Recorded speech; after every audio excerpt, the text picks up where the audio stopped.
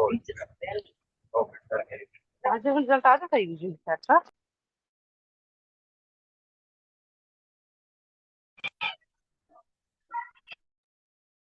Hey everyone, we'll wait for a few more minutes, let the others also join.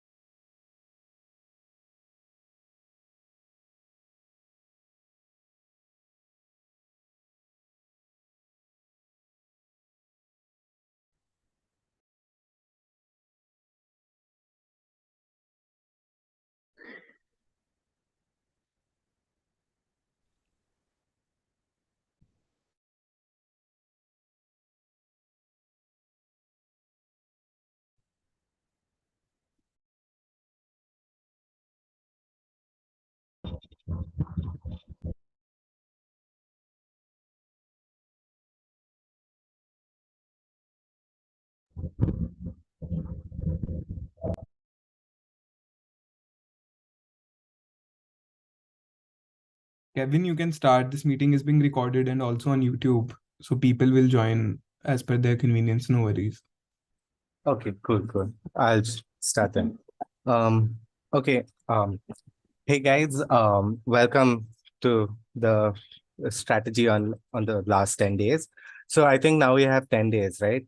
So this session will entirely be focused around one, like the strategy for the next 10 days up until CLAT, which is on December 3rd. That's one. And the second is like a last minute push motivation story, right? So first we'll look at like the strategy part. So like for the first like 10-20 minutes, we'll look at like the strategy part, what you want to do for the next 10 days, how you want to approach CLAT, and what mindset you want to be in. And then the remainder, we'll look at like motivation, like a last minute push motivation, right? So that you can like write CLAT without being scared about a lot of things and without any fear in your head, right? Um, okay. And in this session also, I'll give you multiple reasons as to like why you want to like calm down, relax, take it a lot more lightly so that you're able to maximize your potential, right? There's a direct correlation between how much you fear the exam and how much you're going to score in the exam. Um, so, okay, then we'll begin. I thought we'll wait for some time, but since this is being live streamed on YouTube, we can start right away. So, okay, this will be a 1 hour session, by the way. Like, anyway, so let's begin. So, okay, so talking about the strategy for the last 10 days, right? So again, now that you have 10 days, one thing is that you have to also like acknowledge and realize that you've done a lot, right? It's been a huge change since you just started off, right? You started off at like probably 30, 40 out of like 150, right? And then the pattern changed, and then you've been doing mocks out of 120 since then. You've improved a lot from in all these sections, right? And now you're at a point where there's not much left, right? So your strategy for the last 10 days is not wildly different, right? So I'll give you two kinds of strategies. One, for people who are like confident in most of the sections, for like these set of students, what you want to do is, again, two things, right? Continue doing mocks. You can either do mocks like every day, depending, but make sure you do analysis, and that do a thorough analysis. All the more reason that you do a thorough analysis, especially if you're doing mocks every day, because the moment you try doing mocks every day, you tend to like stop focusing on the analysis, or start compromising on the analysis, so that you get a lot more time, and that essentially defeats the entire process. You could do a mock every day, or you could do a mock alternatively. If you do a mock alternatively on the alternative days, you have a lot more time for GK. You have a lot more time for other sectionals, right? Again, the same process follows, right? So with regards to mocks and sectionals, you follow the same procedure that you just solve them, right? And especially if you have like a slight tingling feeling in maybe like CR or legal, right? Just solve 1-2 passages of that, like probably every 2 days or something, every alternate day, right? Now, on the other hand, for GK, right? And especially if you've been doing GK for a long while, this stage is very, very critical for revision. So do not touch any new topic. Do not touch your newspaper. Do not, I mean, if you want, you can just simply glance through the newspaper, but it should be like a max 3-4 minute job. It shouldn't be like a significant chunk of your day, right? So again, when it comes to GK, you want to do revision. You want to do active revision, right? So you're done with like just simply looking through your months or like your GK notes. You're done with that section of your preparation now. Now you want to be at a part where you are, going out there. You're solving GK questions, right? And ideally, what you want to do is also try mimicking the pattern, right? Solve uh, 6 passages of GK at a time. So you could do that either through like the NLTI GK booster, which is still being sold online, or you could also like get like other place, like if you have like maybe a lot of GK questions from some other place, you could solve it there. Or if you have like a lot of mocks that you haven't done, right? Especially like November, December mocks, sorry, October, November mocks, you can take those mocks just, and obviously maybe if you won't have the time to solve like a lot of mocks in these 10 days, right? You at max you can solve 10. At at minimum also you'll be solving like 4 to 5, right? So um if you are so what I'm saying is, for the remaining mocks, right? Let's say you have like 10, 20, 30 mocks that you haven't done from October and November from like various other coaching institutes, right? You can take the GK sections, 6 passages, solve them. If not, you can use the GK booster series. In fact, like that's something like at least I'd personally recommend, right? Yeah, Arya has asked everyone, is the NLTI GK booster enough? 100%. In fact, like the NLTI GK booster goes like month-wise, right? What you want to do is go backwards. You want to go backwards from like November, October, whatever, right? Backwards. Now, what you want to do is solve questions like, again, like 6 passages at a time. Quickly do that. That should barely take you like 8-10 minutes, right? Because that's how much you'll take in the exam also. One. Now, once you've solved it, check your score, see how much you're scoring, right? And obviously, in the beginning, it won't be that good because this is where you're revising, right? A lot of people mess up in CLAT because of revision. They don't revise. That's why it's all the more important that you revise, right? Now, you look at how you're doing. If you're getting a score of like 3 to 5 in if you're getting a score of like 3 to 5 in a passage, it's okay. If you're getting 4 out of 5, 5 out of 5, great. You just have to just look at the answer for the remaining 1-2 questions. If you're getting a score of like 3 out of 5, 2 out of 5, 1 out of 5, that means that you have to go back and answer it, like revisit the topic. Um, like you'll have to go revisit the topic. Um, go back, look at the whole entire topic again. You have to learn the whole topic again. If you're getting like 1 out of 5, 2 out of 5, 3 out of 5, if you're getting 4 out of 5, 5 out of 5, that means like, okay, you know substantially a good amount. You just need to, one second. Yeah. You just need to like look at the remaining 1-2 mistakes and just go ahead, right? This is active revision. And initially when you're doing this, you'll have to revise a lot, but slowly towards the end, you'll get this hang of it, right? And initially you'd be revising like 4 out of 6 passages, then 3 out of 6 passages, 2 out of 6 passages, 1 out of 6 passages, right? um, how to do a much more comprehensive revision of GK. Like some questions are very alienated. Exactly. This is the exact procedure that I'm delineating, right?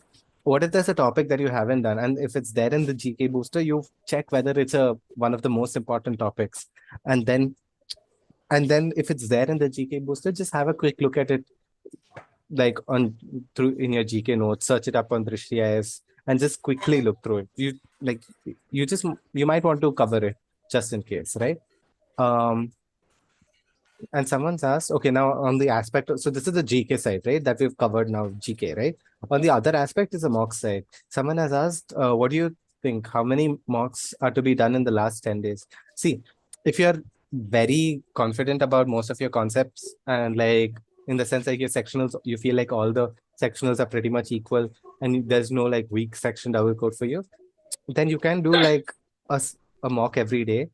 I still wouldn't recommend it. I never did it until the very end. I've never done mocks every day. In fact, I used to just do mocks alternatively. So again, if you're going to do a mocks alternatively, it would be like 4 to 5 mocks in the last 10 days, right? So that's your strategy when like largely, right?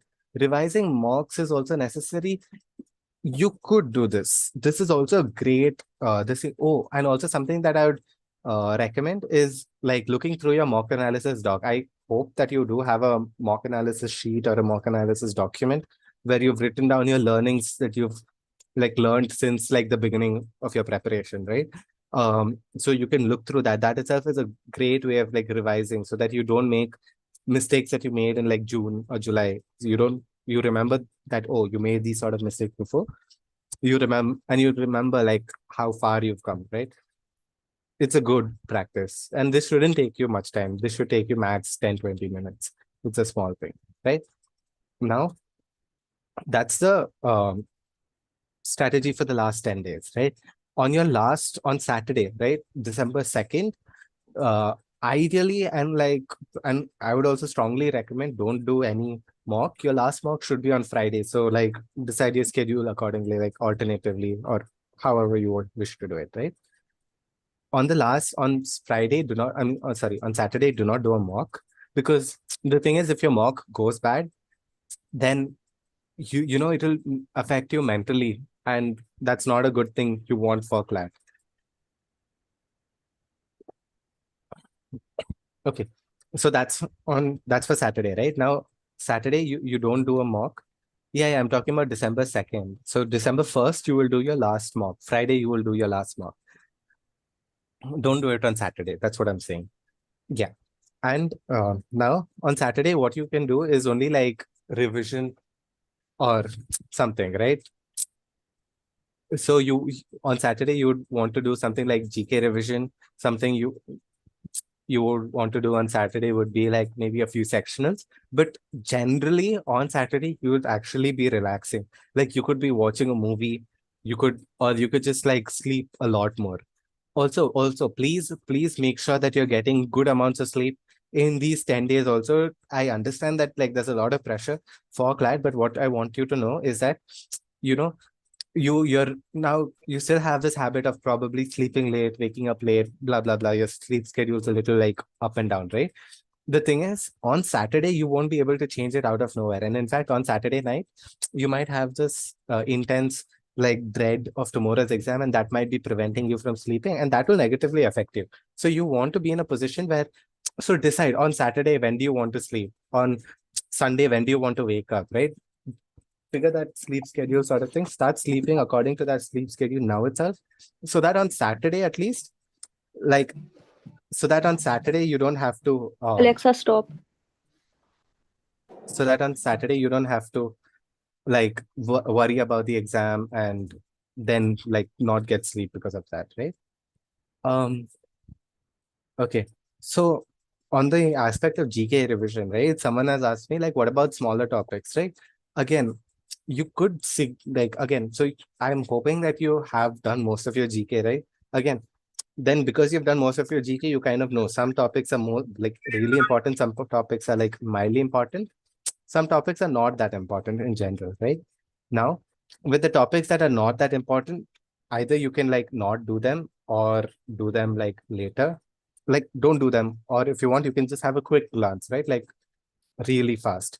Though you need to primarily focus on the topics that are like the most important, right?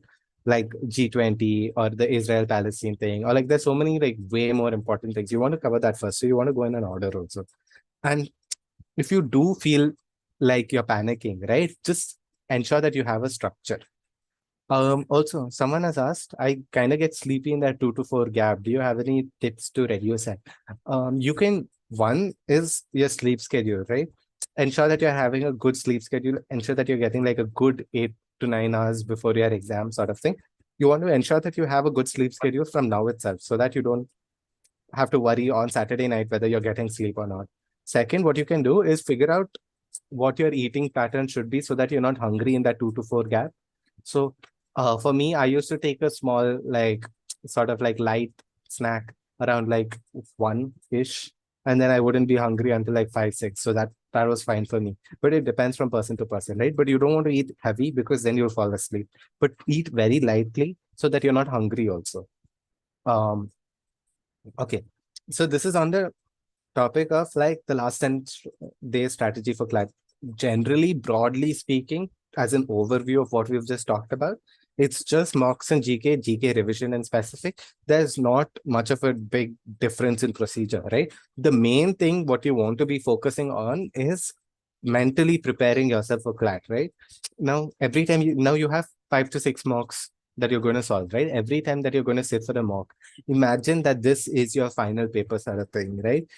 Get used to this feeling, because on the day of the exam you will see a lot of people like standing outside the center flipping through a lot of books. What you want to know is that you've done enough, you've done a lot more than most of them. That's why you don't even have to open your book on the last minute and like flip through, right? Because you've been doing GK for an entire year, right? So, and that's why I like have some self-confidence, especially with regards to this, because I know it's a very daunting feeling to see a lot of people outside campus just flipping through like GK books, right?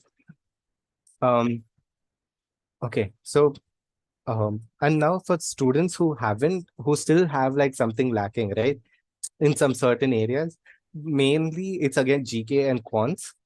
It- Last 10 days, what you can do is if when it comes to quants, go back to the basics and do ADA 247, right? So if you still if you still feel like quants is something that's still an issue for you, what you can do is go to ADA 247. It's a book. It's a great book actually. Um go to like chapter 7. Sorry, chapter 8. Chapter 8 is caselets, right? So if you go to chapter 8 caselets, you'll be able to solve multiple different kinds of data interpretation. So solve maybe like 3, 4 a day, and you should be pretty confident for CLAT. If not, okay, and that's for quants, right? For GK, if you still feel like like you haven't covered enough, one, I'll tell you something. One is that you don't want to go broad, right? Don't focus too much on going broad. It's not like you need to know 700, 800 topics. Even if you know a smaller number of topics, make sure that these are the most important topics and go deeper, right? So depth is more important than breadth, right? You want to know more about a specific topic than many topics, right? Because at the end of the day, CLAT is asking you 5 questions in one passage, right? And they're not asking you like one-liners like ALET, right? And ALET's a different thing. We'll talk about that later, right? For now, it's just CLAT. Now, uh, right. So that's on GK. So, and that's one, right? One is you need to know that it's not breadth, but it's actually depth, right? That's one. Second is that you want to go backwards. At least the last 6 months have to be perfect, right? Especially if you haven't covered that, please do cover that right now, right? That's second. Thirdly is um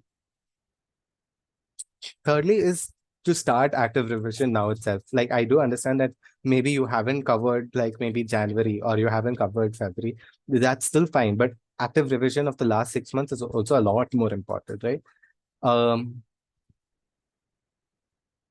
Should we revise second on should we revise GK on 2nd December? Yeah, you can revise GK on 2nd December, but don't stress yourself. Be very calm and chill about it. It's like reading a storybook after a point, right? Um, okay. So, if there's any doubts, you can ask me. If not, we can move towards like motivation, mindset on the day of the exam.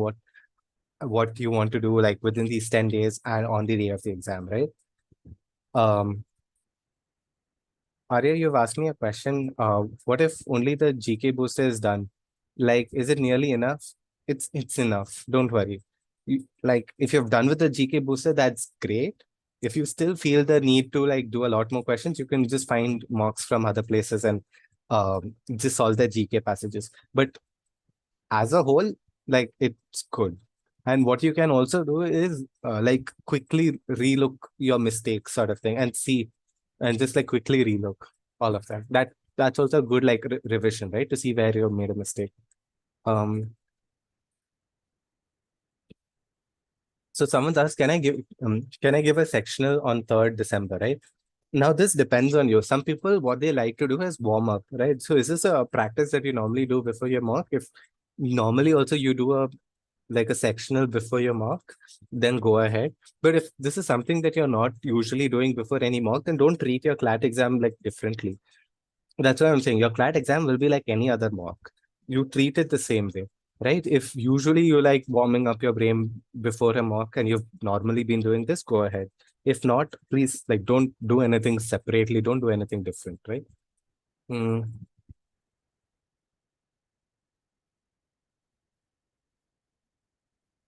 Okay, so we'll start moving towards the Adda 247 book. It's available online. The quant book, Adda 247. It's a red book.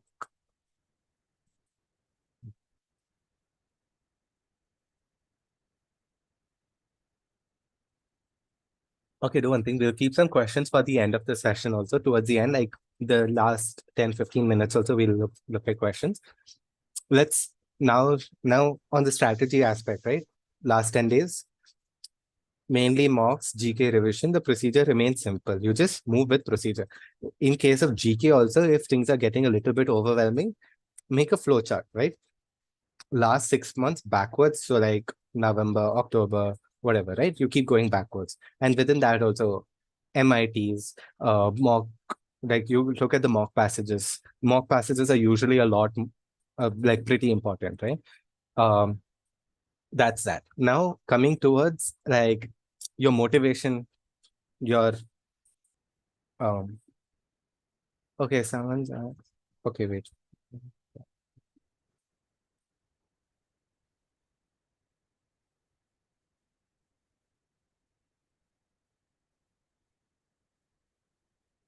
Okay, let's start. So okay, I think the host has given the Adda BI book, right? Adda 247. Um, yeah. Okay, so we'll like look at questions in the last 10 minutes also. Like I'll give you guys time for that. Let's look at mindset now, right?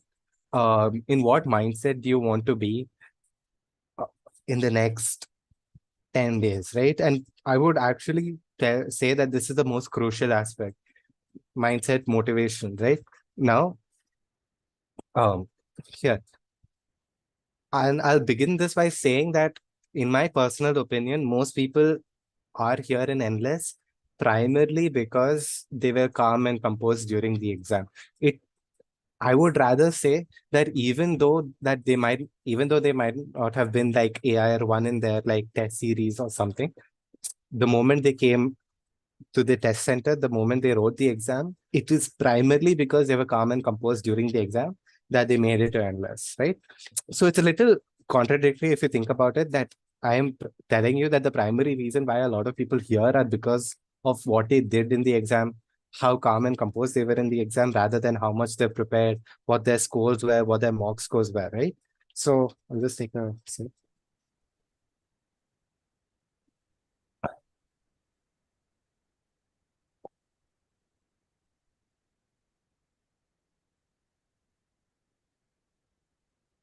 Yeah. Okay. Right. And so having said that, right, I want to point you out to something, right? So usually, unlike other exams, J is not very like skill based compared to like CLAT is not very skill based like J, right? So there is a good factor of how your mindset is before the exam, right before the exam, during the exam, right? And these are factors that you want to mitigate, because especially when on merit wise you've done everything, then why are you letting something like luck or like mindset, these sort of things affect you, right? Negatively. You want these to actually affect you positively.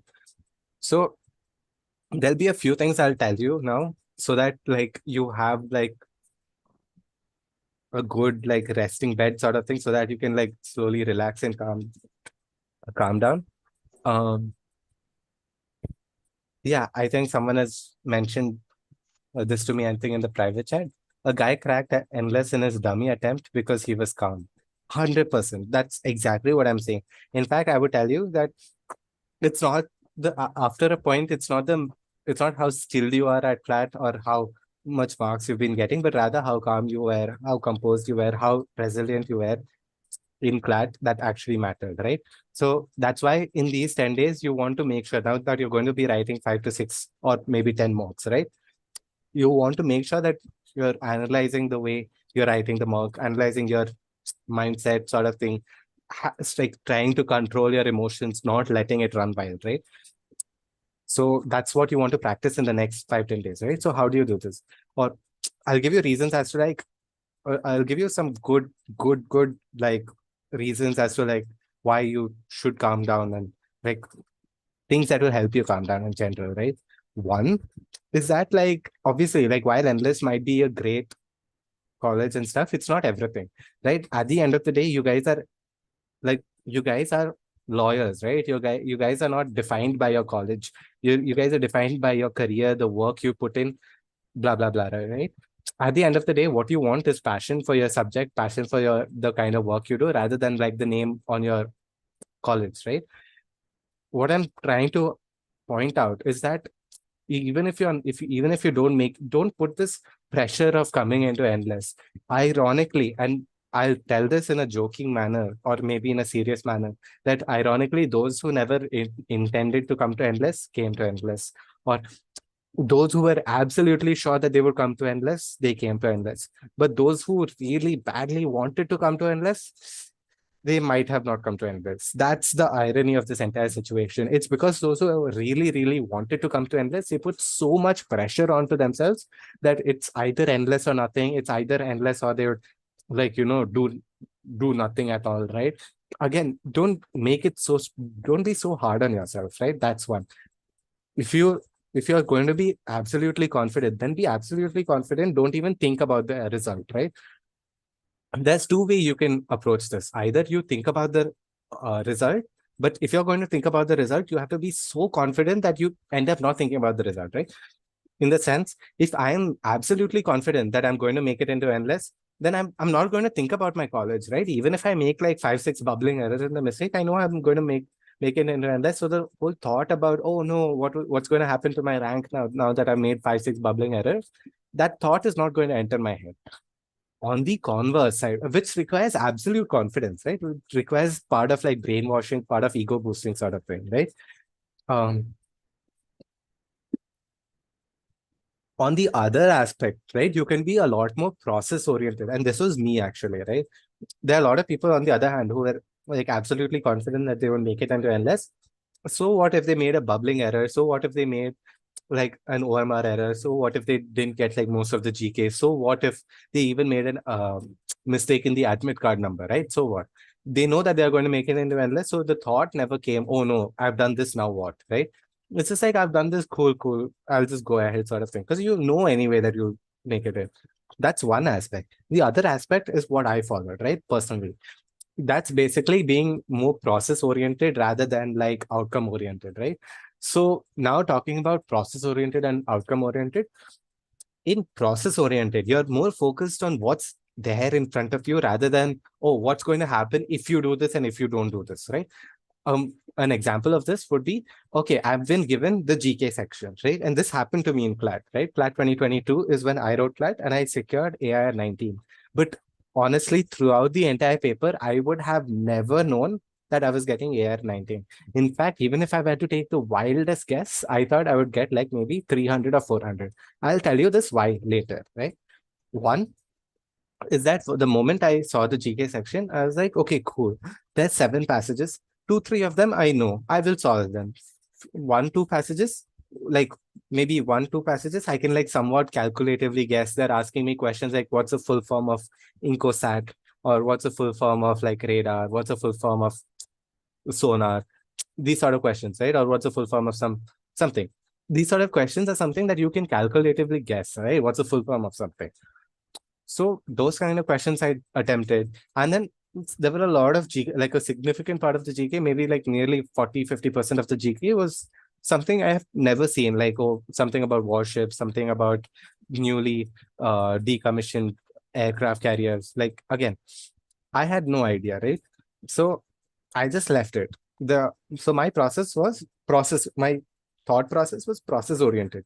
I look at the GK section. If I know it, I solve it. If I don't know it, I don't solve it. I just move on, right? I am not going into the question of, oh, if I know this, I will crack that. If I don't know this, I might not crack that. This question never came into my head. On top, now if you're looking at like English, right? I think like there were quite a few difficult passages also. But even then also, even if they're difficult, oh, it's slightly on the difficult side. Cool. Okay, it's difficult for everyone else also. It doesn't matter, honestly. It's just like any other mock, right? You've never found a mock where like all the passages are easy. Some mocks are like maybe slightly difficult also, right? That doesn't mean that you start thinking about the outcome, what your rank will be, blah, blah, blah, right? You're not thinking about that. And not only that, enjoy the process also, right? First, think process oriented, and second, enjoy the process. Because now sometimes they ask a lot of interesting questions in CLAT. Like, for example, legal reasoning also, they ask you a lot of interesting questions. I think in my exam also, they asked me a lot about like Buddhism, Orientalist Christianity in America, like a lot of interesting topics, right? So I would look at a passage, and the first thing that comes to my mind wasn't, oh my God, this passage is difficult, or oh my God, like this passage seems to have a lot of complicated English, or this passage looks long. For me, it was like, oh, this passage is talking about Buddhism. I like Buddhism, or I enjoy reading about Buddhism, or maybe I've never read about Buddhism, so I'm curious about Buddhism, right? It's that you want to inculcate, like some sort of like passion for the process, right? You want to be much more process oriented, right? That's one. And this way also, again, you're avoiding questions of the outcome in the other aspects. So like, let's go a little outside, and let's look at the common aspects, right? On this hand, you have absolute confidence where you're not thinking about the outcome. Here, you're more process oriented, again, where you're not thinking about the outcome. The common thing between both of these is that you're not thinking about the outcome, right? And that's all the more important because there's no point in thinking about the outcome. You get an answer, you don't get the answer, there's no point in thinking about the outcome. Anyways, your procedure, whether you know something or you don't know something, is that you're going to give your best. So why think additionally, right? And that's the same thing about worrying also. Oh my God, CLAT is coming in 9 days, 8 days, 7 days, 6 days. Yeah, sure. Everyone knows that CLAT is coming in like 7, 6, 5, 4 days, right? It's not going to change anything for you, right? Because at the end of the day, also, you're just going to give your best, whether CLAT is coming in like 4 days or CLAT's coming in 5 days, you're still giving every single moment of your day to CLAT with everything you have, right? And that shouldn't change, right? That's there. So don't worry about, and so simply worrying about the outcome will in fact negatively affect you. That's why it's a lot more important to not worry. What you can do is to calm down, right? Is breathing exercises, right? You sit in the exam like maybe 10-15 minutes early, control yourself. Again, don't look at your surroundings, do not compare, right? Do not assume, do not compare, do not look at someone and be like, oh my God, he has his entire table ready, he looks so prepared, or I saw that person, he was doing like GK really well. None of that. Don't compare. Just your thing, arrange your thing, get your thing ready, calm down, breathe. Try to remove all thoughts in your head, right? Just focus on CLAT. Don't look at the clock that much also, like don't panic sort of thing. just calm down. This is the best way to focus. I mean, like calm yourself down. Just breathing, right? Long breaths, right? Long deep breaths, sort of thing. And don't look around, don't compare, right? Um,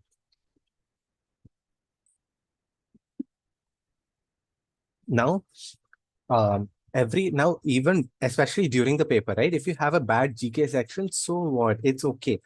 Let go. Because in general, also your GK section will be horrible. And I'll tell you this now, there's a reason why, like, students spend their entire life like just doing GK and never get 100%, even though these are the most important topics or whatever. Because after a point, CLAT is not expecting you to get 100%, right? Most topics in GK will be out of nowhere. They'll come out of nowhere. Right? So you're not expected to know everything. You just have to have this level of self-confidence that if I am not able to get it, it probably means that no one else in the country is also getting it. And just move on. Don't think outcome oriented, right? So that's about CLAT, right? And that's about what you can do in the test center, how you want to focus your mind, calm yourself down, right? Now, if I were to give you reasons as to like why you want to calm down, right? One is that, again, you're trying to be a lawyer. You're not trying to be an endless student. Your ultimate goal is to be a good lawyer, right? Your ultimate goal is not trying to be an endless student, right?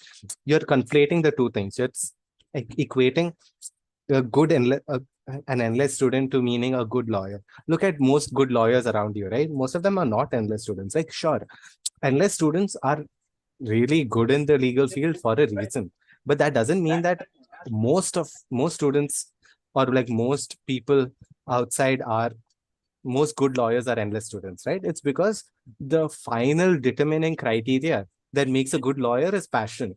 If you look at the field of litigation also, people at the Supreme Court arguing big constitutional cases, the only thing driving them forward, working long hours, putting in all that work and effort, is purely passion, right? One second. Yeah, okay. Yeah, okay. It's purely passion. That's one.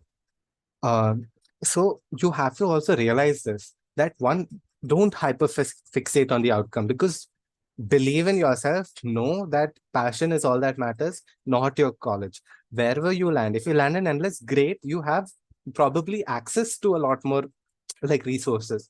But even if you don't, right, you will have access to different other kinds of resources, different other kinds of friend groups, and this will lead you to the end. Finally, it's passion that matters towards the end, and that's your determining thing. A lot of people in endless who don't have passion don't succeed. It's not a guarantee that if you're an endless student you will succeed. At the end of the day, it's also, and it's primarily about passion. Look at the best lawyers out there in the country. They're more passion oriented rather than like determined by which college they come from, right? That's one. Secondly, is that if you look at college placements, right? Now, let's say you're not looking for litigation, you're just looking for a corporate job sort of thing, and money is the thing that interests you, right? If that's the case, you can look at college placements, right?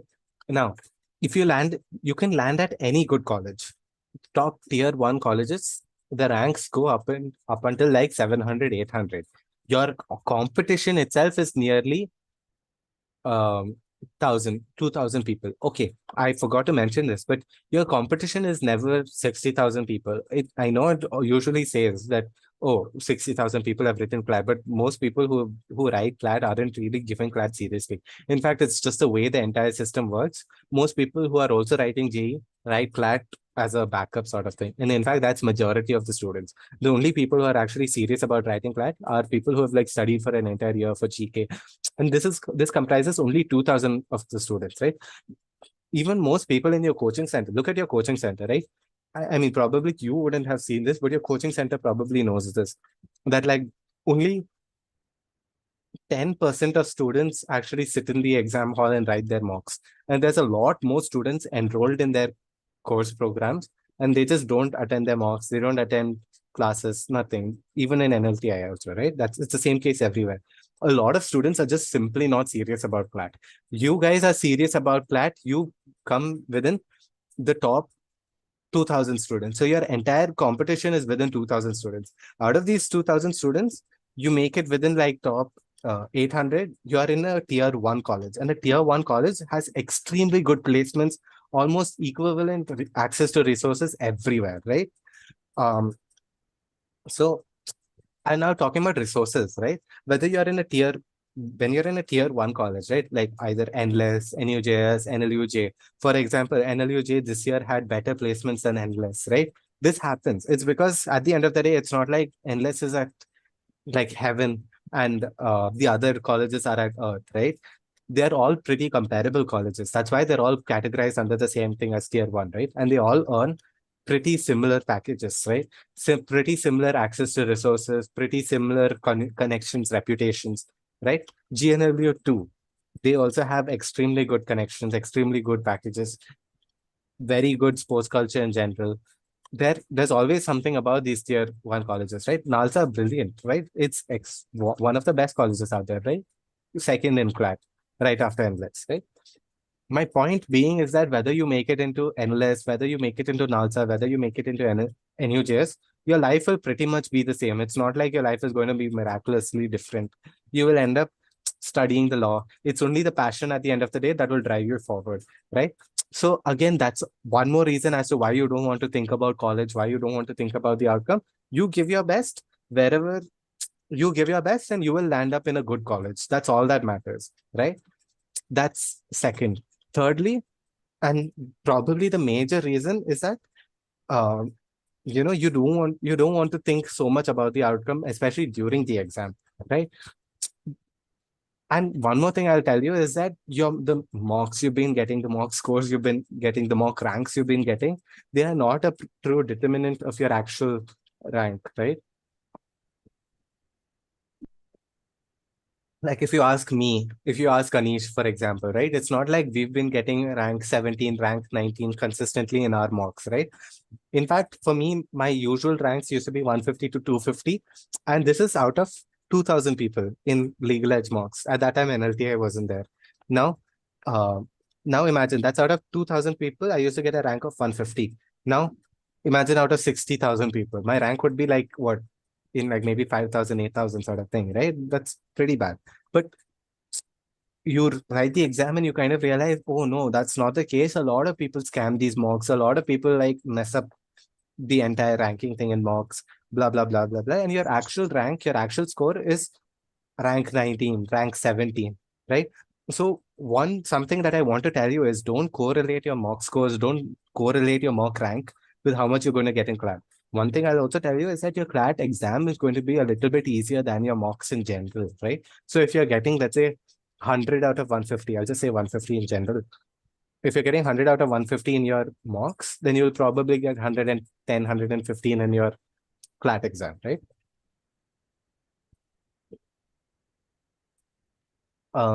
Okay. Okay, so now talking about like, yeah, now, and I know it's a little hard for like all of you to process this, but you have to believe that, and this is my experience, right? Me as someone who has been getting 150 to 250 rank, in the final exam, I got 90. My roommate, he used to get 250 to 300. He got a rank of 26, right? We used to get triple digit ranks in our mocks and we got a double digit rank in our CLAT exam, right? This is not fluke, right? I mean, obviously, it's a good part of it is the amount of work and hours of work we did.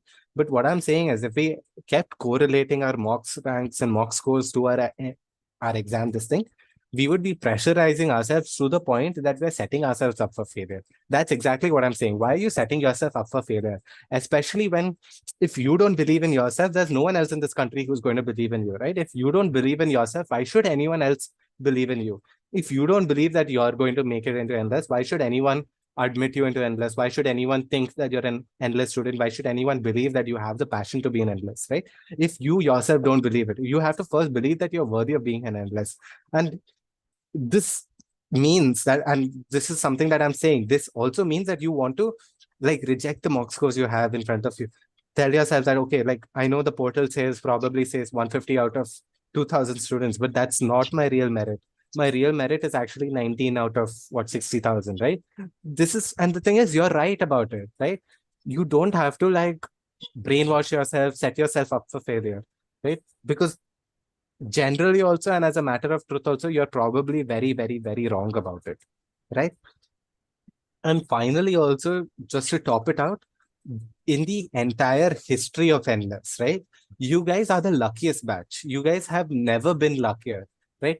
In the earlier days, NLS used to only take in 80 students. That's a small fraction of how many of our lawyers are there, right?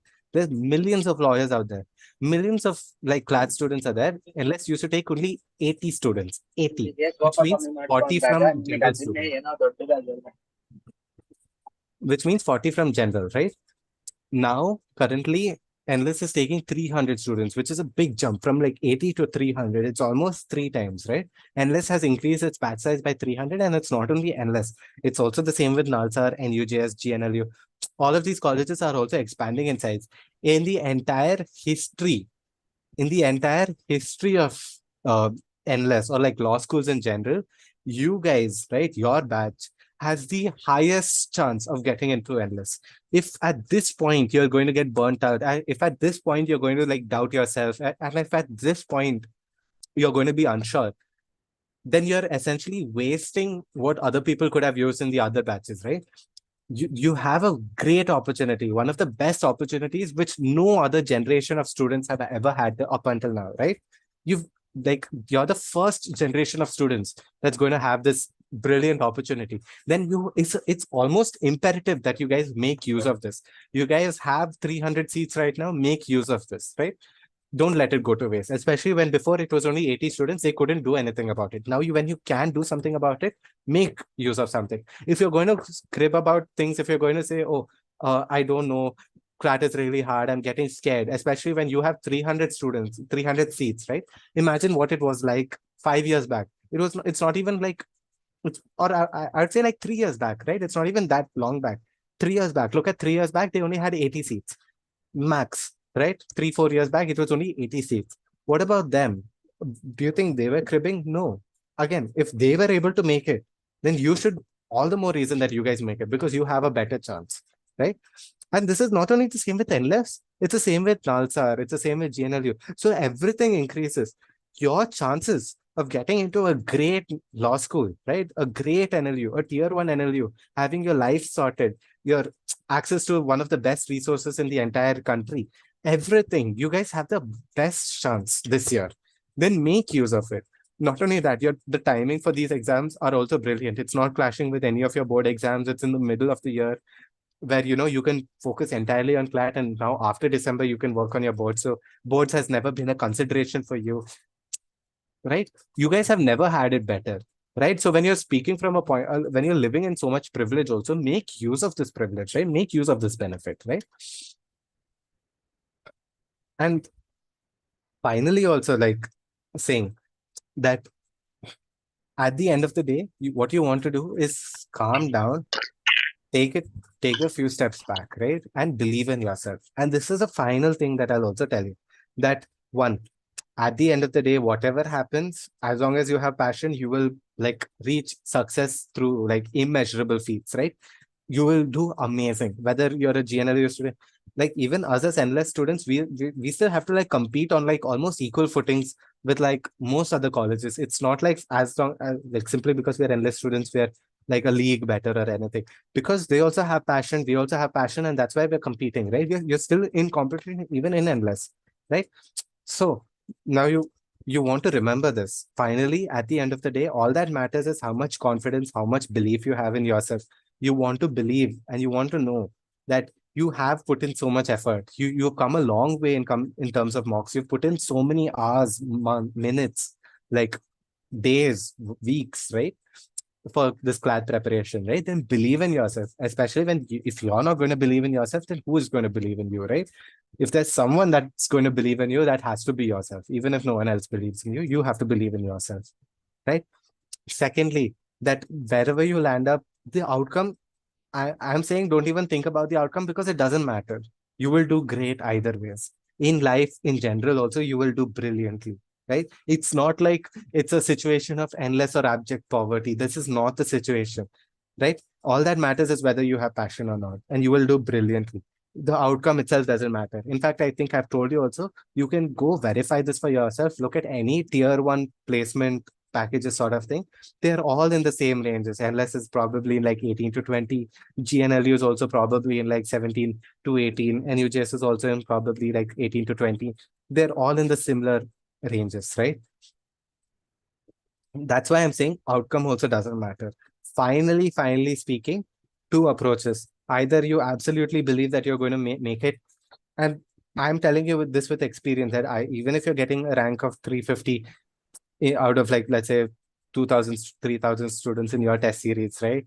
Even then also, like you will get a rank of 26. This is exactly the story of my roommate here, right?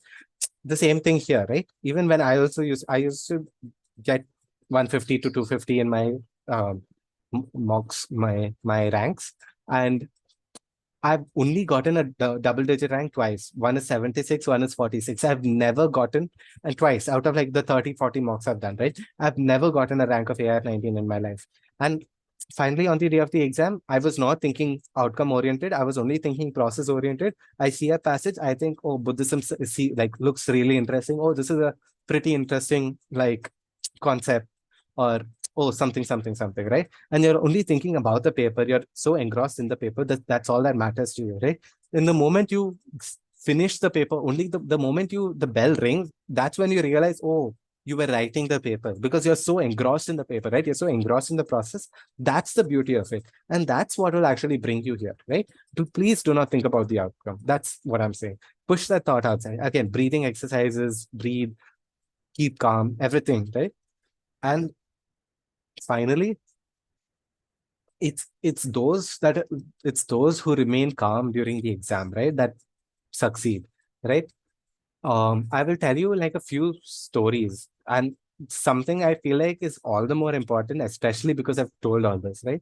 I have this one batchmate of mine who messed up his admit card number. In fact, I have two batchmates of mine who have messed up their admit card number, right? So this is at like what, 158, 159. um, they've bubbled their admit card number, and they've realized, oh no, the admit card number itself is wrong. Imagine the first thing you touch to the OMR, you've messed up. That's how bad things have been, right? This is the worst outcome. Your OMR might not even be considered at all, right? They will tell you, oh, this is the wrong admit card number. The score will go to some other person, right? And they can legally do that also, right? Because it's your fault. You made the admit card mistake, right? And the student then went to the invigilator and like argued with the invigilator, told her like, please, could I have a new OMR? But the invigilator didn't give him a new OMR, right?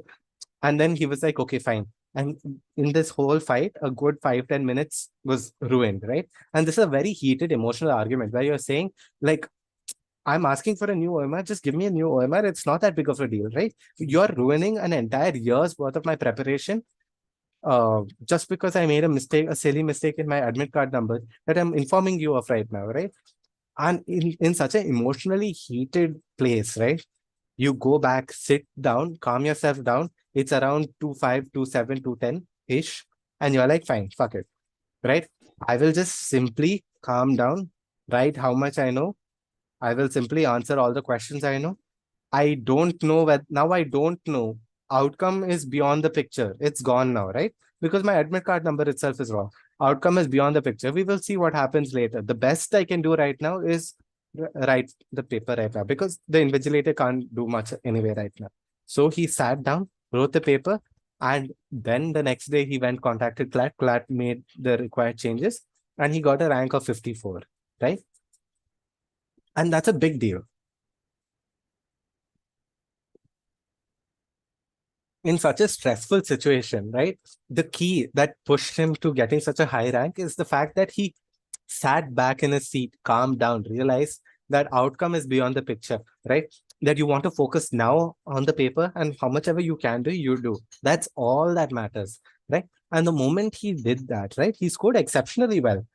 And in general, also, if you do any mistake in your admit card number, CLAT will usually end up like fixing things for you, right? It's not that big of a deal. Don't worry about it, right? Because at the end of the day, if you've done extremely well, CLAT also wants you to make it into endless. They're not going to stop you for something so minor as procedural, right? So don't worry about this. Okay, so I'll answer some doubts now. Um, so I think you guys have been asking me a lot of questions.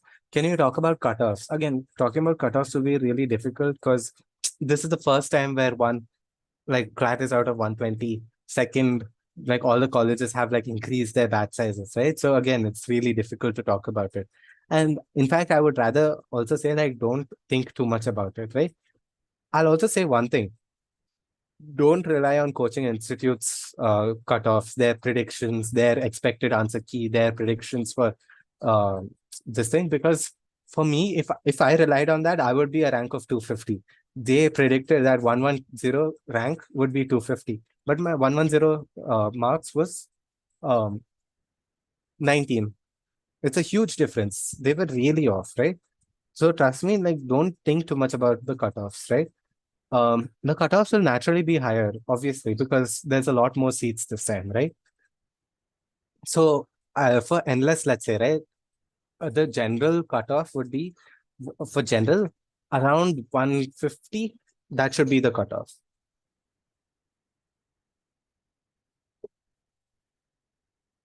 which is huge. It's a big deal, right? Because earlier it used to be 40. Now it's 150, 160. That's a big deal. Mm, okay. Did you score significantly higher in comparison to your friends? Okay, this is something interesting. And this is, I think it's a good question. Like, I know I've been telling you that, like, oh, your marks don't matter as such, your mark scores don't matter. Even if you're getting like rank of like 150, 250, at the end of the day, you'll do really well. Don't worry, sort of thing. What about if your friends are doing higher in comparison, right? Trust me, this is not an issue. A lot of people in my batch come together as entire study groups, right? So, for example, in my batch itself, there's entire study groups that have come together. Rank 7, 24, 26, 140. All of them have come together. The entire group has come together. So, even if your friend is scoring higher than you will also come with them, right? For example, I had a study buddy. She used to score 20 marks more than me. Towards the end of the exam, she was scoring 5, 6 marks higher than me, right? And I was like, oh my God, like even throughout the entire thing, I've never beaten her once, sort of thing. But both of us made it into CLAT. Both of us made it into endless. So even if your friend is scoring higher than you or other students are scoring higher than you have to realize that these are the people who are going to come into endless. You're one of them, right? You will go in with them also. So it's not that big of a deal. You will still make it. They will also make it, right, with you. Um, so if you mess up your OMR, you shouldn't ask for an extra OMR. No, no. If you can ask for it, and if there's a problem with that, then don't worry. That's what I'm saying. Like, don't worry too much about this. Um, okay. Look, what if I'm in the middle of so someone's asked me, what if I'm in the middle of my exam and I see something unpredictable? How do I calm myself down? Example, difficult GK. I will clarify something. I'll clarify this and tell you this. Difficult GK is the prediction. No one in the world is ever predicting that GK will be easy. There's not a single person in India that will tell you that, oh, CLAT 2024's GK will be easy. I am predicting that you will know only 1 to 2 passages out of 6 passages, right? At best, right? Expect a difficult GK, right? Expect a GK where, oh, in fact, and I'm not saying difficult GK in the sense difficult only for you. It's difficult in general for everyone. So when you're writing the paper, you will see 1 to 2 familiar topics, 1 to 2 familiar topics, and the rest 4 topics are completely out of the blue, right? Again, then should we attempt it? Follow the same method as what you've been doing with the mocks. Don't do anything different, right? Don't do anything different with your CLAT exam. And that's exactly the point that I'm also trying to say. Like, like relax. Just attempt your final CLAT exam like as if it's a mock, right? Don't do anything different. In fact, a lot of people, especially, it's like, oh, in mocks, it's fine. I can leave this question sort of thing. I can do this. But on the actual exam, oh no, I have to get into endless or I have to get into a big college sort of thing. I need to attempt. I need attempts is very important for me. You say a lot of these things, you make an exception for the exam and not for your mock sort of thing. You will end up like like writing your mock, you'll be writing your exam very differently from your mock, right? And that's probably something you don't want to do. You want to write your mock exact, you want to write your CLAT exam exactly like how you write your mock, right? The same manner, the same procedure. If this was a mock, would you skip this question? Would you attempt this question? The same thing. If this was a mock, would you calculatively guess this question? Would you not? Would you leave this question? The same thing. Do not, and especially like, and please emphasize on this, do not try to force anything. Do not try to be like, oh, I need to get a certain number of attempts to get this college sort of thing. At least now, because 10 days left, right? Calm yourself down and write the exam as if it's just another mock, right? Um,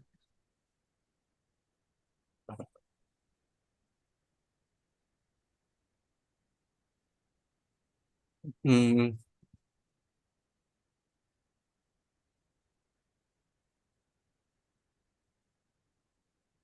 Okay.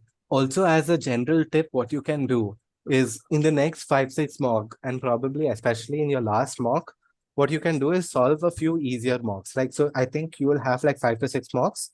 What you can do is solve the harder mock first, and then towards the end, solve the easier mocks, right? In the sense like, okay, let's say if like a particular coaching institute's mocks are easier, or if let's say you think NLTI mocks are easier, then you can solve NLTI's mocks towards the end, right?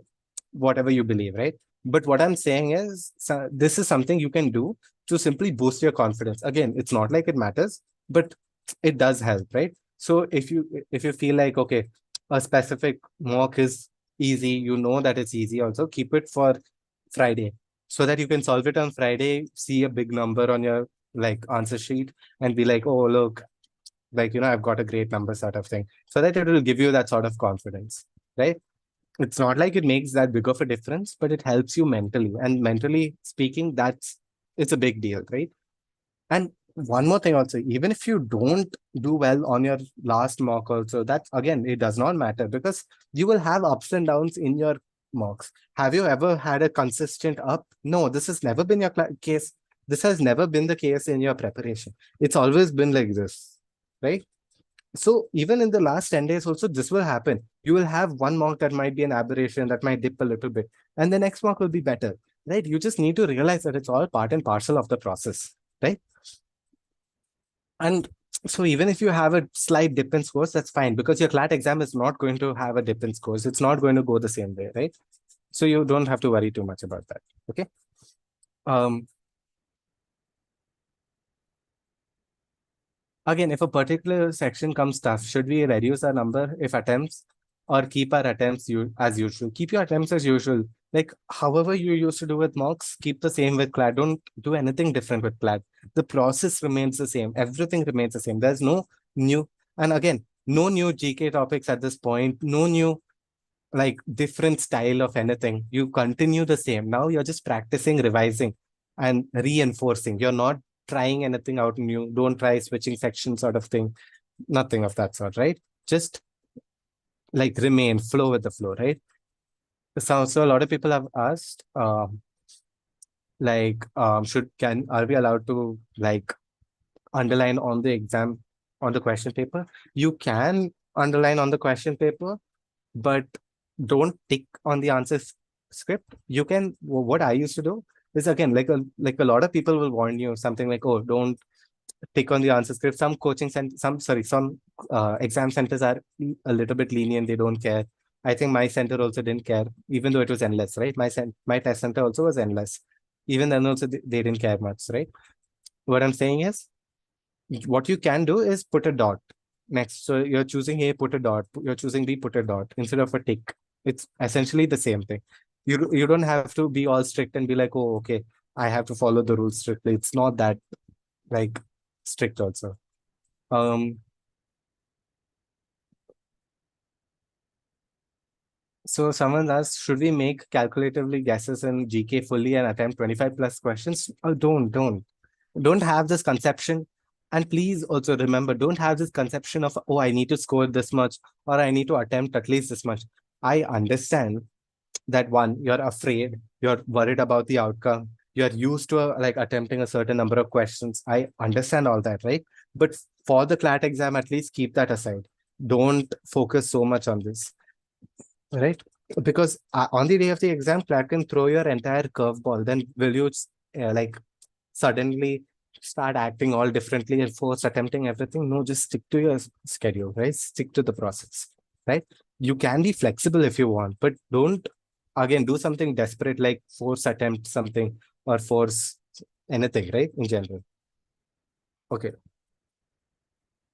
And please attempt cute quants. Like there's no option of like, oh, can I attempt quants or can I not attempt quants?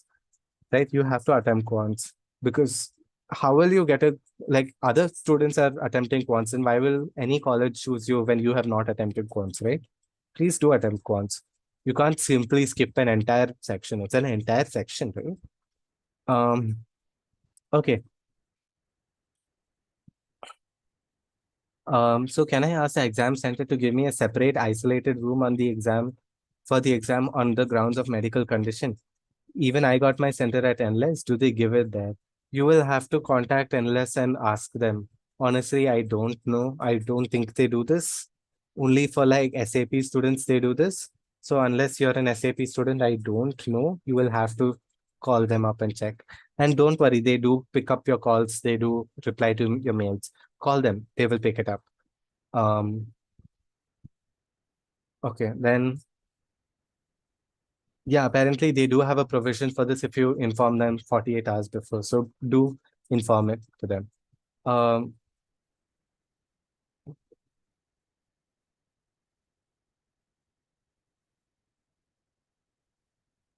okay.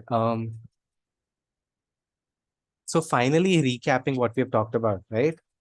Do we need to take a color printout of our admit card? No, but if you can, then why not, right? Well, like why mess around?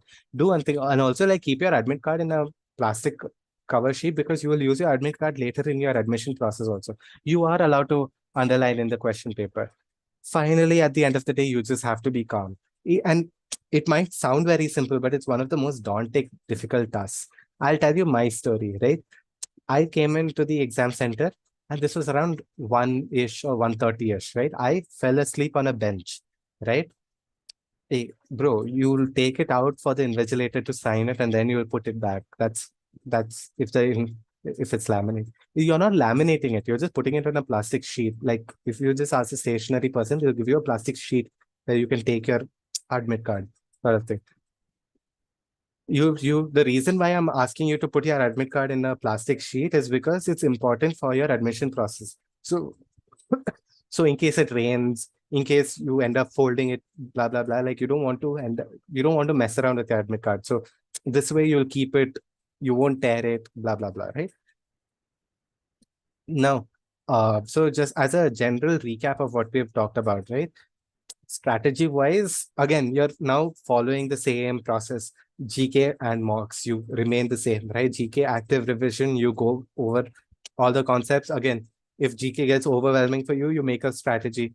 Most important topics to least important topics, last 6 months to the first 6 months, right? You follow this process. Again, mock passages, MITs, NLTI GK boosters, solve the questions as such, right? Now, whether it's an NLTI GK booster or whether it's a questions as such, right? Based on this, you revise, right? If you're getting a score of like 4 out of 5, 5 out of 5, then that's great. You just have to revise. Just look at the 1-2 mistakes. So you're getting 3 out of 5, 2 out of 5, 1 out of 5. That means you have to go back and revise, right? If you have to go back and revise, then go do that immediately. And this is a good way of revision because now you know what to do. This is in terms of GK. Other things, and then in terms of mocks, you can either do mocks like every day or you can do it alternatively. If you're doing it alternatively, on the other alternative days, do sectionals, especially in places where you feel like you're a little weak, especially quants.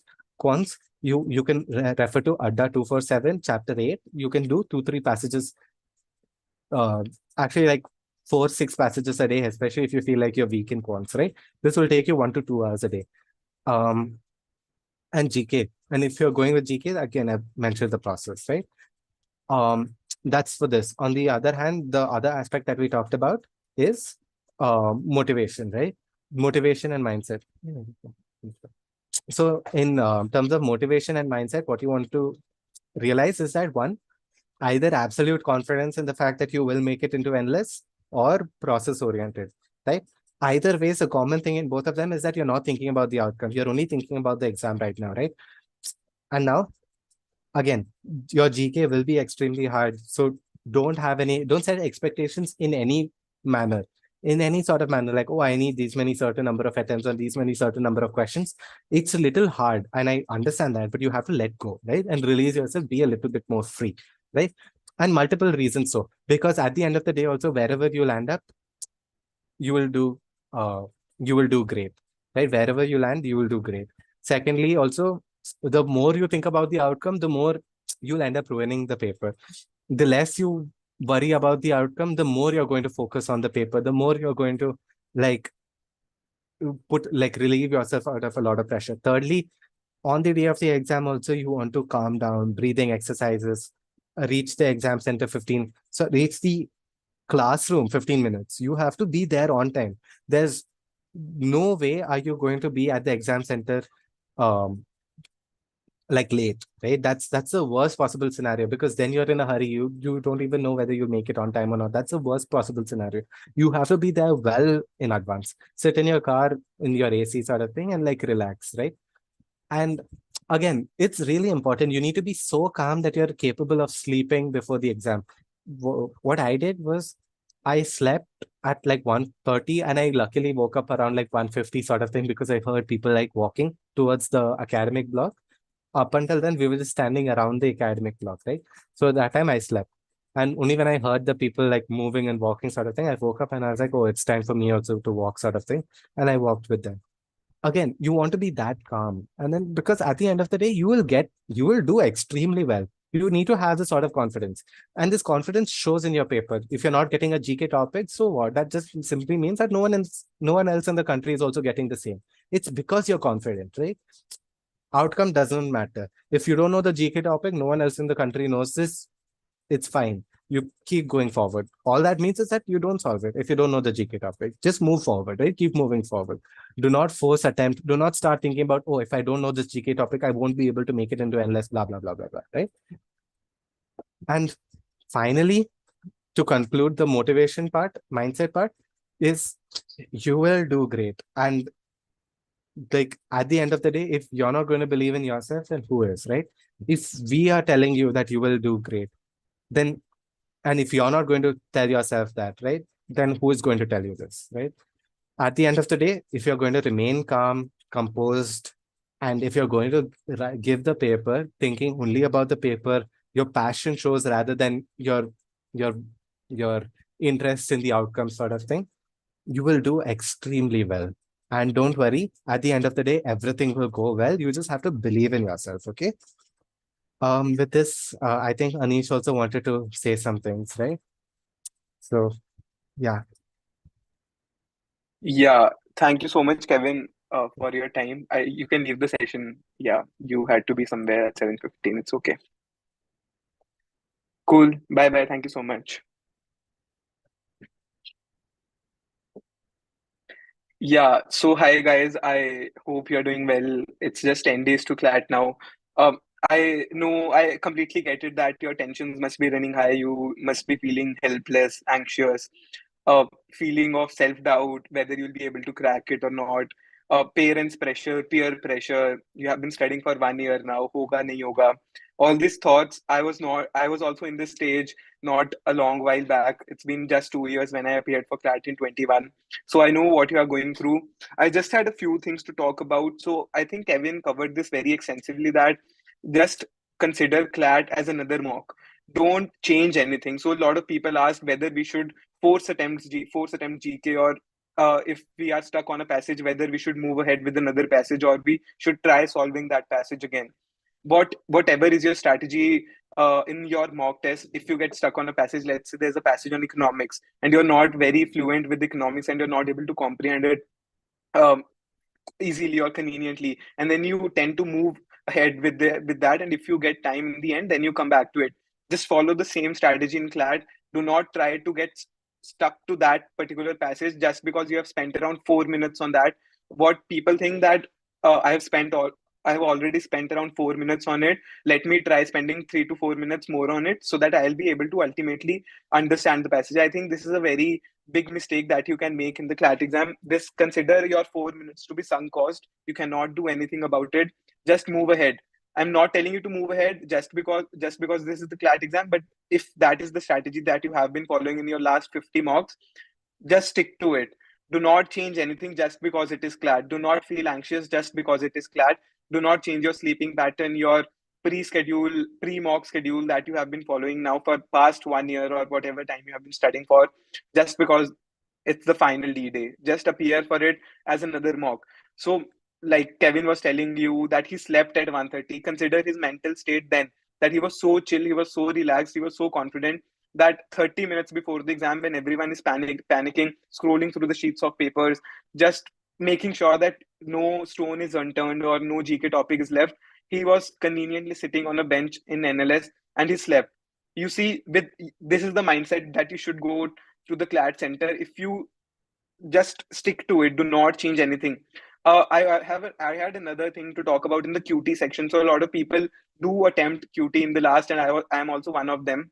I was also one of them. So if there can be a situation when you don't get time to attempt, let's say, one passage of QT.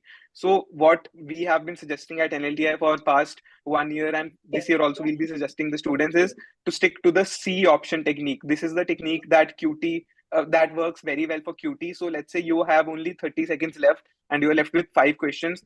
Just mark option C in all the 5 questions.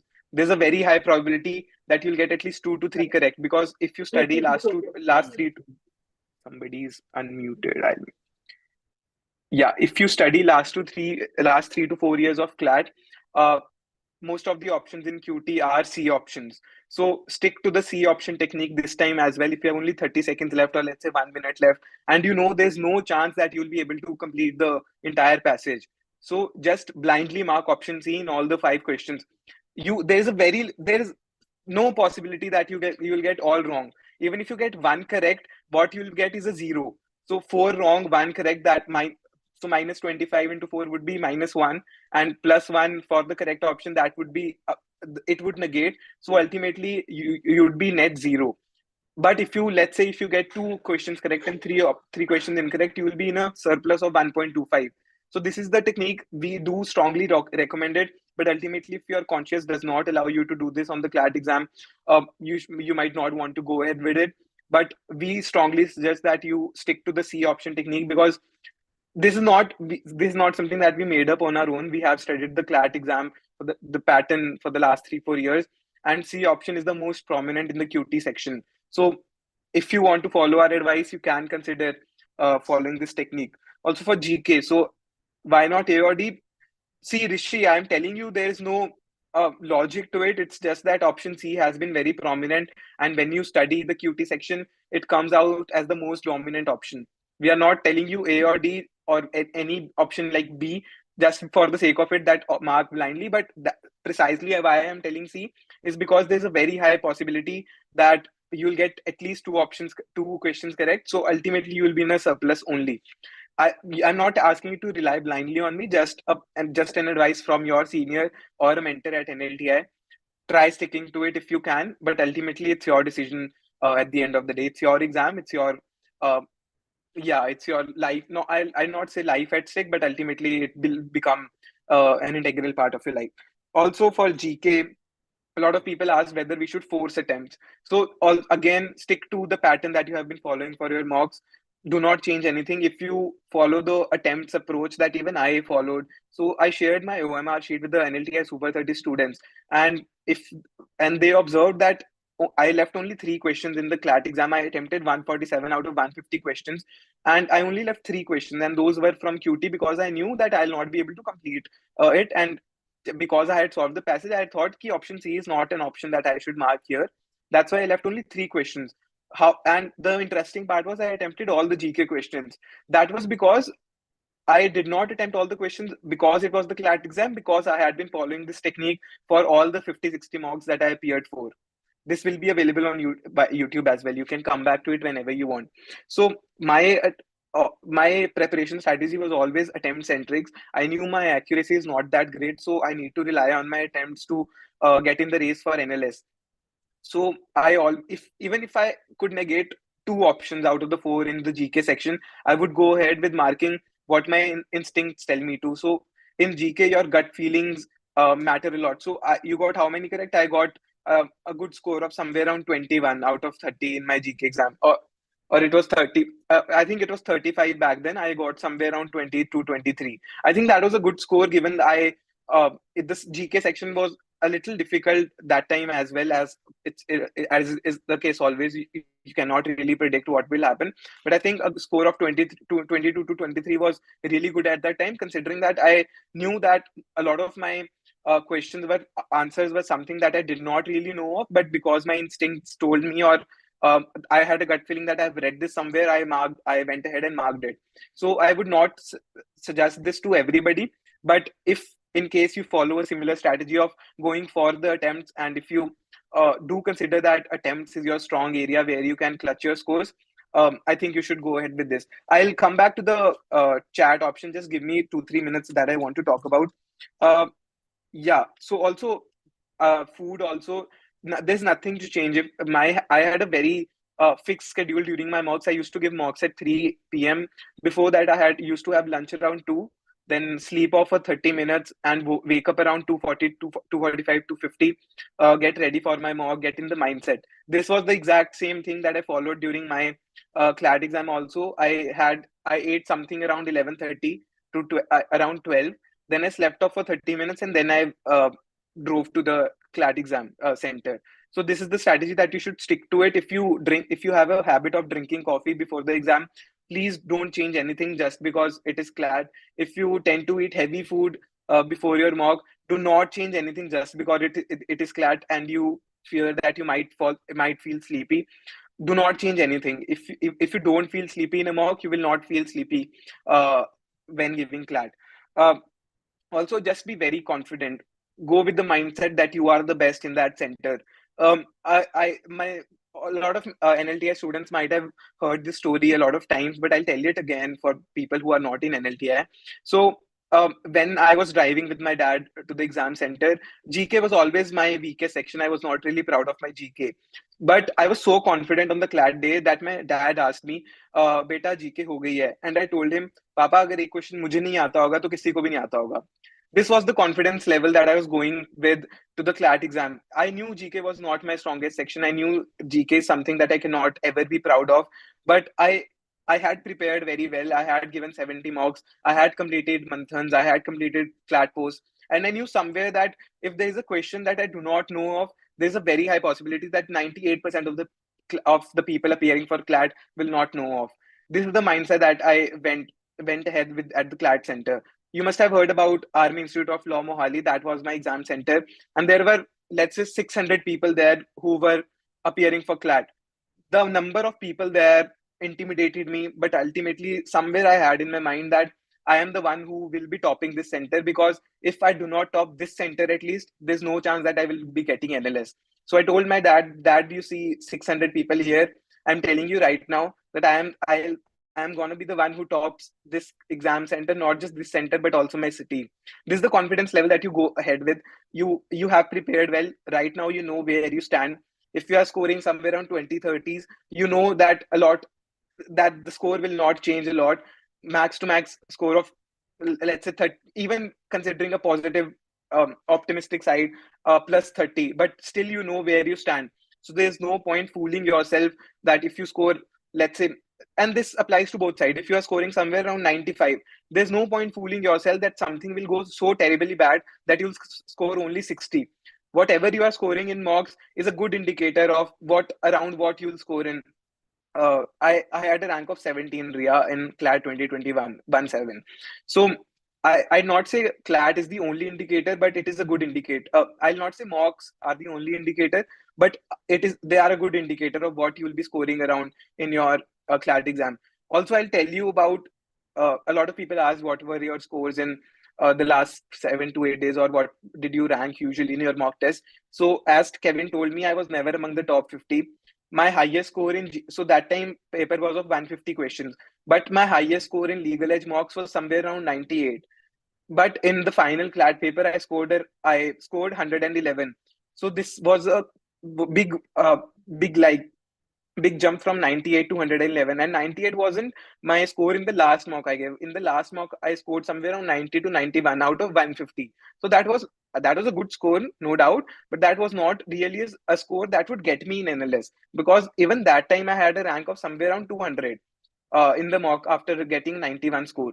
So uh, just be confident. Mocks will never determine what you get in the CLAT exam. They are just a good indicator. Take mocks on the face of them. Uh, do not completely rely on the scores. There was a question that why do people fake their mock scores?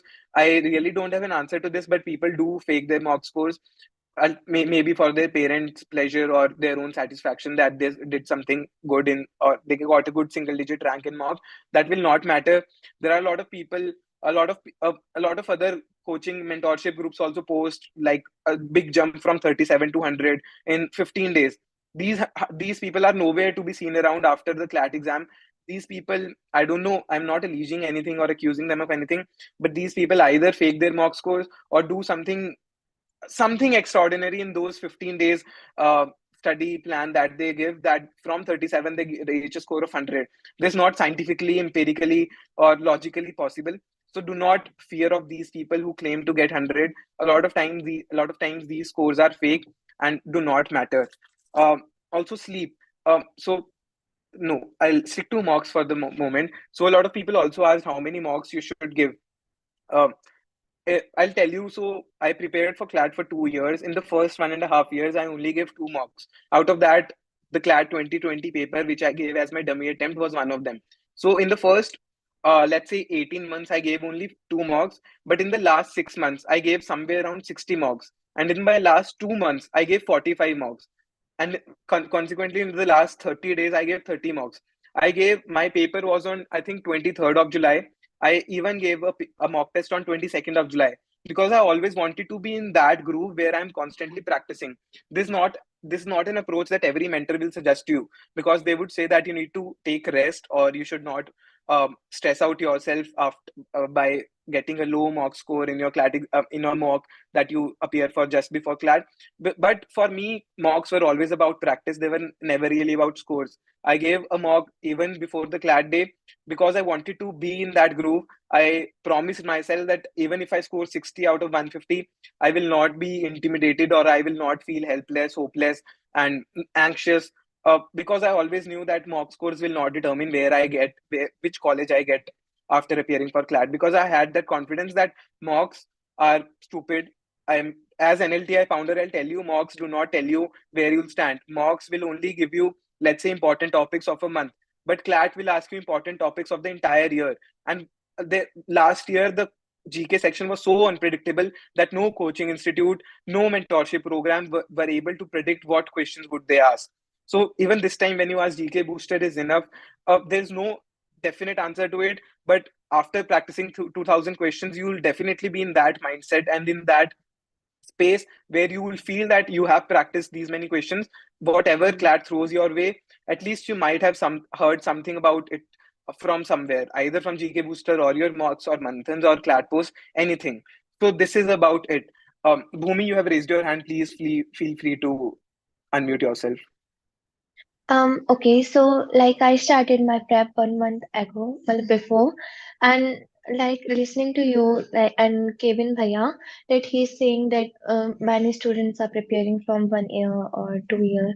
So like it feels like I have prepared less, and for me, like it is getting difficult because I'm improving my reading skills right now, and even on the so many things like my quant is weak and even legal is so weak, so even my scores are not that very good because before starting when I was starting my prep, so it was difficult for me to sit for hours and just give a mock. So it took Hmm. me like around 10 days to build that habit of giving a mock before I was quitting a mock in between. So like that was happening with me. Now like I am in a situation that I can write a mock. So like how should I proceed in upcoming days? Like Craven Bhaiya said that you should not focus on reading newspaper and you should more focus on revising things. But I do not have anything to revise now, and I'm just learning in this phrase. And before I was focusing on 12th, but then I shifted my focus more on CLAT, and now I want to give all things to my CLAT. And Bhumi, I think you muted yourself.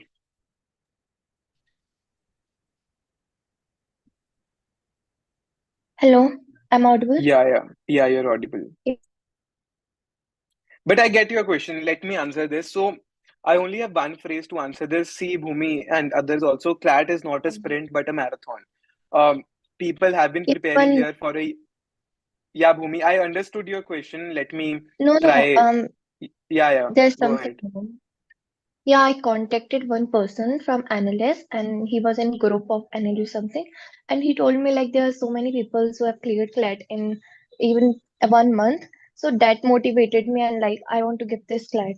Now you can proceed. See, Bhumi, a lot of things factor in when people tell you that a lot of people cleared CLAT in 1 month. So, most important is your educational background. If you have been reading newspapers, if you have been an avid reader throughout your childhood, you have been fond of reading books, novels, or anything that comes across you for that matter.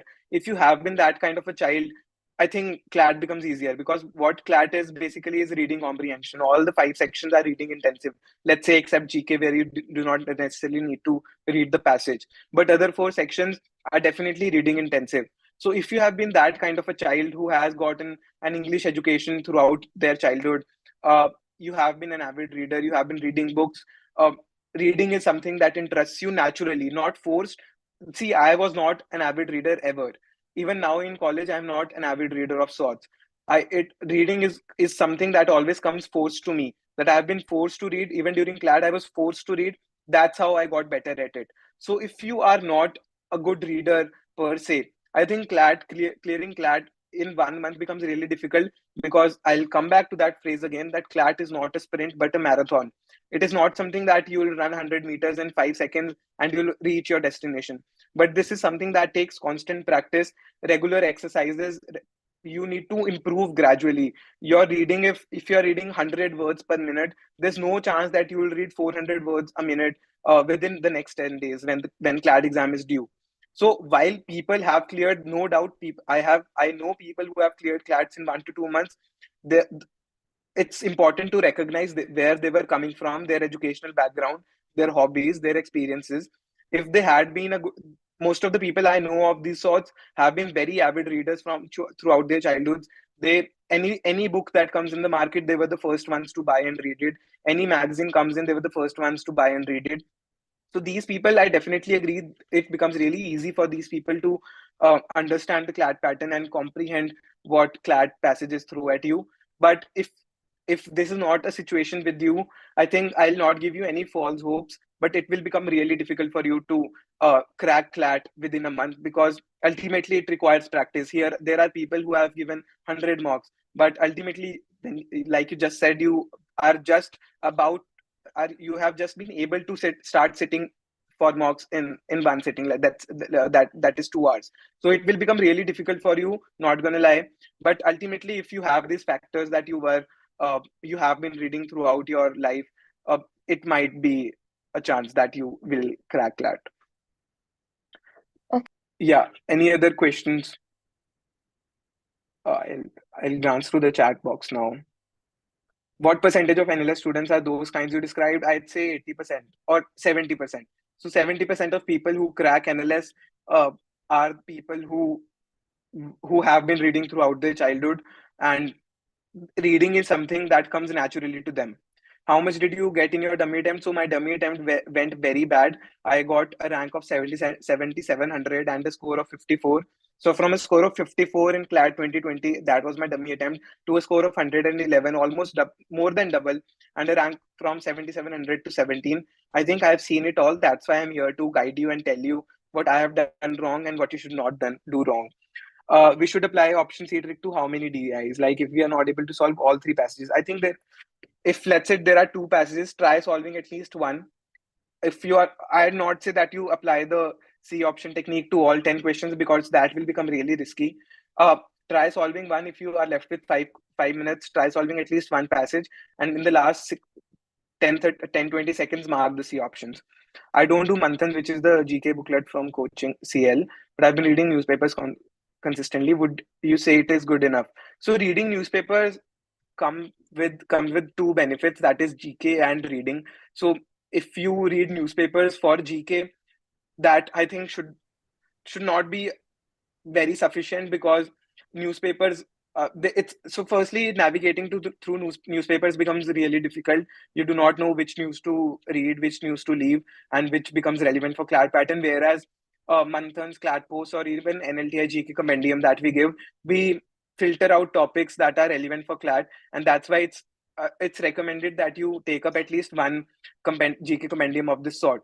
However, if you have been relying only on newspaper, I think if you talk to Abhinav Somani, that was last in a CLAT 2022 threes All India rank one, he said that he primarily relied on newspapers only to do GK. So if it worked for him, I think it can work for anyone. But yeah, it becomes a little difficult task to navigate through newspapers and filtering out topics that become relevant for you. Do they allow to mark roll number, etc. before? This also is very subjective. So during my CLAT time also, I wasn't allowed to even open my sheet. That is to take out my question paper or take out the OMR before the 2 p.m. Timing. But in the other centers, a lot of people got the OMR sheets at 1:50. So they were given a full 10 minutes to write their date, to write the question booklet number, and also to write their admit card number. So it really depends on the luck and the mood at the center, of the center officials. You cannot really tell right now, but yeah, there are two options, that either you'll get it or you'll not get it. Is the OMR inside the packet? Yes, you will get a full packet. It will be laminated. You open the paper, you'll get a question booklet number, and you'll get your OMR sheet. So when Kevin was telling you that OMR sheets are not replaced, that is because OMR sheets are numbered. Let's say there is a number of 9876, and the next number would be 9877. So when CLAT consortium does not receive an OMR sheet of 9876, it becomes difficult for them to track the results, and it fucks up the entire ranking system. That's why they do not prefer giving another OMR. So that's why even if you make a mistake, just like I told you before, note down the wrong admit card number that you have written. You can note it down on the question paper, and then mail the consortium that this is the number that you have written. However, this is your actual CLAT admit card number. So they'll make changes at their backend. Could you share a sample actual CLAT OMR from say last year? I can share it, but I don't know how will I share it here, because I shared it with the Super 30 students in the Telegram group. But yeah, you can text me on Telegram, and I'll share the sheet. Does someone who is seated at the end of the room get advantage of time? See, these are things that are not under your control, so you should not stop worrying about that. Obviously, collecting of sheets start from the front, and maybe let's say last bencher would get 30-40 seconds extra, but why worry about it when this is not in your control completely? This has been beyond your control. Why even worry that a random person X will get 40 seconds, and he might solve, let's say, one question extra, when it's not under your control? Just stop worrying about it. uh, uh, See, I'm not taking academic doubts. That are not my niche. That we have mentors for. I'm here to take general doubts, last minute gyan if you want. I'm here for that. Uh, Yeah, Sanil, it is definitely possible to improve your score in your weak sections even in the last 10 days. Focus on your basics. If you think CR theory is something that is troubling you, go through the CR panacea that NLTI launched. That will cover your CR basics very comprehensively. If you feel if your theory is covered, but you need more practice, go through mocks, go through sectional tests. So it is very easy to improve your score by at least 1 to 2 marks, in the 2 to 3 marks for that matter also, to in the last 10 days. Will there be a CLAT representative at center? I really doubt there will be a CLAT representative, because these centers are autonomous, and uh, it really depends on your luck whether your grievances will be heard or not.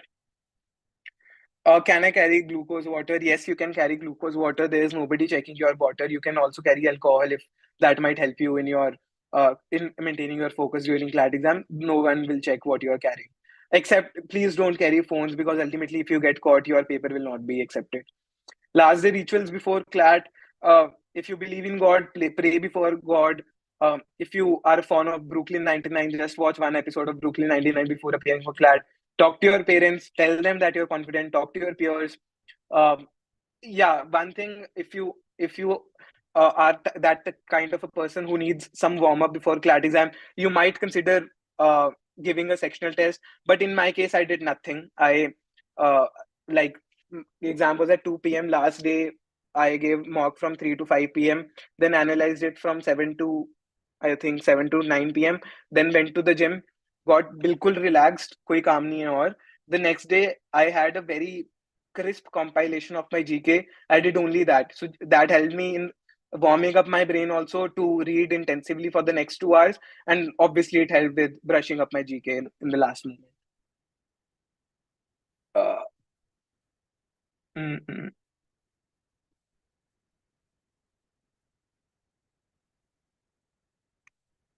Mudit, please write your question in the chat box. I really don't have time to take individual questions.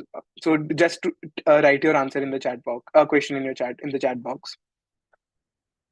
Is the appearing candidates are close to 80K to 1 lakh this year? Nobody can say for sure, but I think 65,000 is something that you can expect.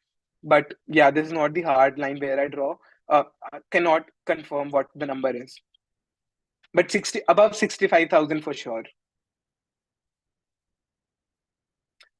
So the new cutoff is going to be lower or higher in marks because seats are going to be increased. See, seats are going to be increased, but also you see that before this pattern, you had to solve 150 questions in 120 minutes.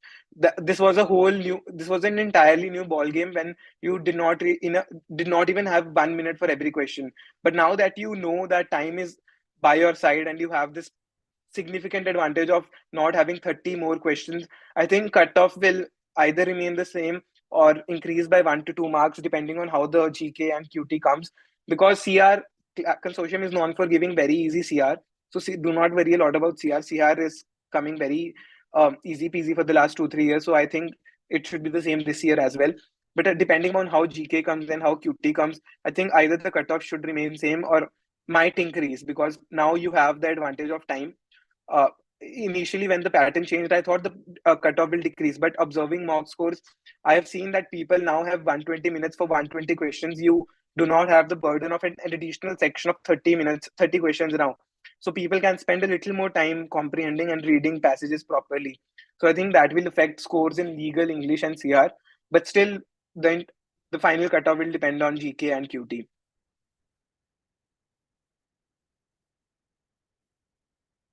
No, there is no such C option technique for GK or any other section. It's only that we recommend for QT. How do you remain yourself calm and composed? I think I drank water, went to the washroom a couple of times, uh, relaxed myself. I just knew I was giving looks to a lot of people because I knew that I am gonna do fairly well as compared to them. This happened to me during A-Lite exam also. By that time, CLAT results had come, and I knew that I was getting NLS. I had a rank of 17. So even during A-Lite, I freaked out a lot of people. That is not something I'm very proud of, but yeah, I told people that, oh, I got 17 rank. And the fact that someone was there sitting with them appearing for the A-Lite exam who had gotten into NLS with a rank of 17 might have intimated them. So intimidated them. So yeah, just be confident, look around people. You might also take advantage of their uh, fear or their underconfidence, and you might want to please yourself that, oh, I'm going to do better than this. Not confident about GK, realistically speaking, is it possible to boost GK? Yeah. GK is something that you can improve even in the last 2 days. So Kevin was telling you about GK booster. If you can go through like 2000 questions in the last even like 5 days, if you don't remember a particular answer, but you know somewhere that you have read this, or at least you have, if let's say kuch bhi aa raha hai, but you know that, oh, this is something I might have read. So there's a very high possibility that that will be the answer. Go by your instincts. Do not snub your instincts. Do not change anything just because this is a CLAT exam. Just follow the techniques you have been following for all the mocks that you have appeared till now. While revising GK, when is the last day till which to revise? I think before 10th of November should be good enough, because I don't think, because ultimately CLAT exam must have been set by 15th of November, because it needs to be distributed throughout the country. So I really don't see any point in revising GK after 10th of November. I think cutoff date should be 10th November. Yeah. See, would you recommend going with guesses for GK on the day of exam? I'm still telling you, follow the technique that you have been following for mocks. If you do not know an answer in mocks, but you still think that, oh, this is something that I might have heard of, or this is something that I think is the correct option, go ahead with it. Told you that I attempted 35 out of 35 questions in my CLAT, just because it was my strategy for all the mocks. I did not change it. There were somewhere around 15 questions that I did not know of, but reducing my attempts directly by 15 was something that did not appease me. So I thought that I'll go ahead with my attempt centric approach, and I stuck to it. Whatever I was following in mocks exam, the mocks that I had been giving, because even in mocks I thought ki, uh, even if I take 5 flukes, there's a very high chance that I'll get one correct, and ultimately the score would be net zero, even if not surplus.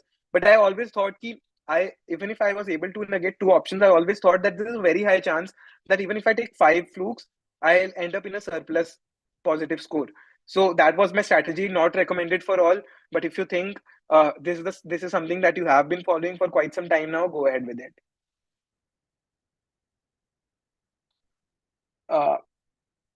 Cool, then that is it from this session. I hope this was helpful. Feel free to reach out to us in the discussion group of NLTI, and our mentors will be there to help you. I hope after CLAT 6 days will be remaining for ALET. Is that enough for preparation? Modit, this is a very stupid question. You cannot prepare for ALET in just 6 days, realistically. ALET preparation goes simultaneously with CLAT, so there's nothing new that you have to do in those next 6 days. It is only revising and particularly giving ALET pattern mocks, because you want to acquaint yourself to the ALET pattern and not just get fixated to the CLAT pattern. So it's all only about revising and uh, going through specific ALET particular questions in the last 6 days that you'll go through. Please schedule GK quiz. GK quiz also is in the pipeline. It will be held on Friday or Saturday, most probably. A GK quiz by Abhinav Somani and Akshat Agarwal. This is in pipeline. Will be done this weekend. Cool, then. Thanks a lot for joining in, and thanks a lot for sticking with me for these 2 hours. What is C technique? Okay, there's a question. What is C technique? So C technique is something that we recommend if you don't have time to attempt the QT section.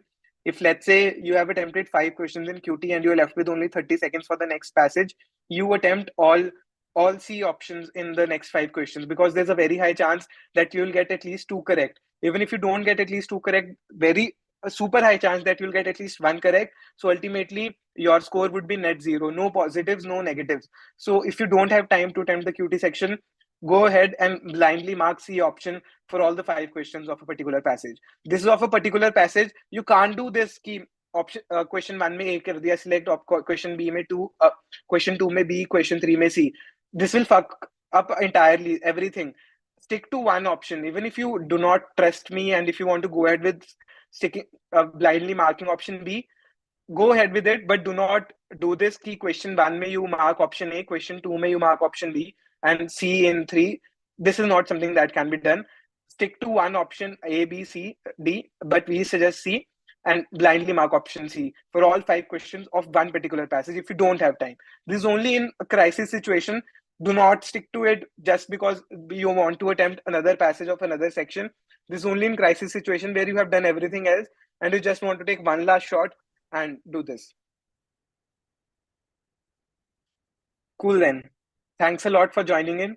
I hope this session was useful. I hope this calmed your nerves. Cool, then. Thank you so much. Team NLTI, and I wish you a very best for CLAT examination. You'll all do great. Just be confident. Go in with the confidence that I went with, that if you don't crack CLAT, nobody else will. Cool. All the best. See you soon. See you soon as our potential juniors in NLS. And I hope to see you all soon giving interviews to NLTI after your exam. Thank you so much. Thank you.